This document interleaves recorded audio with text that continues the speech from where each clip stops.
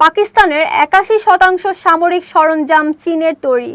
চীন তাদের সামরিক প্রযুক্তি পরীক্ষার জন্য পাকিস্তানকে জীবন্ত পরীক্ষাগার হিসেবে ব্যবহার করছে, জানিয়েছে ভারতীয় সেনাবাহিনী।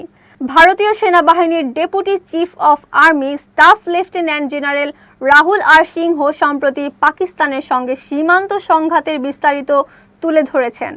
গত ২২ এপ্রিল জম্মু ও কাশ্মীরের পেহেলগামে সন্ত্রাসী হামলায় ২৬ জন নিহত হওয়ার পর ভারত পাকিস্তান সম্পর্কে চরম উত্তেজনা তৈরি হয়। এরপরে ভারত চালায় অপারেশন সিঁদুর। এই অভিযানে পাকিস্তান এবং পাকিস্তান অধিকৃত কাশ্মীরের ৯টি স্থাপনায় হামলা চালানো হয়। লেফটেন্যান্ট জেনারেল সিংহ বলেন, অপারেশন সিঁদুর থেকে কয়েকটি গুরুত্বপূর্ণ শিক্ষা পাওয়া গেছে।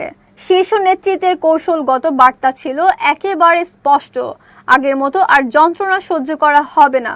টার্গেট বাছাই এবং পরিকল্পনা হয়েছিল অত্যন্ত নিখুঁত তথ্যের ওপর ভিত্তি করে, যেখানে প্রযুক্তি এবং মানব গোয়েন্দা দুইয়ের সমন্বয় ছিল।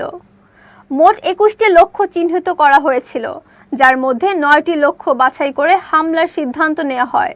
তবে এই সিদ্ধান্ত চূড়ান্ত করা হয় অভিযানের একেবারে শেষ মুহূর্তে। লেফটেন্যান্ট জেনারেল সিংহ আরও বলেন, পাকিস্তান চীন প্রতিরক্ষা সম্পর্ক এখন আর শুধু অস্ত্র কেনাবেচার মধ্যে সীমাবদ্ধ নেই, বরং চীন এখন পাকিস্তানকে ব্যবহার করছে তাদের উন্নত সামরিক সরঞ্জাম ও নজরদারি প্রযুক্তির বাস্তব যুদ্ধক্ষেত্রে পরীক্ষা চালানোর জন্য।